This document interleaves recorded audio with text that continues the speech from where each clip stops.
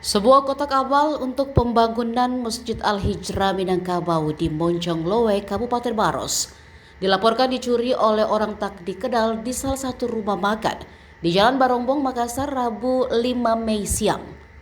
Kotak amal tersebut selama ini ditempatkan di rumah makan itu untuk menghimpun donasi pembangunan masjid.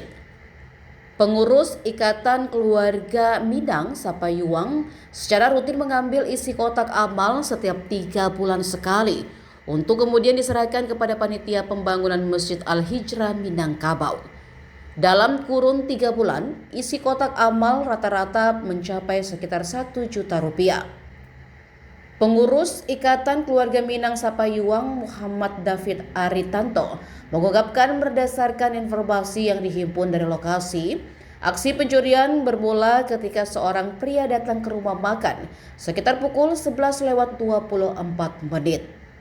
Saat tiba di lokasi, pria tersebut sempat bertanya kepada karyawan rumah makan tentang keberadaan bos mereka. Karena suasana rumah makan yang sedang ramai membuat karyawan hanya mengatakan iya, bahkan ketika pelaku mengatakan ingin mengambil isi kotak amal. Diduga memanfaatkan kelengahan karyawan, pelaku kemudian membuka gembok kotak amal dan mengambil seluruh isi di dalamnya. Uang hasil donasi tersebut dimasukkan ke dalam tas yang dibawa pelaku sebelum akhirnya meninggalkan lokasi.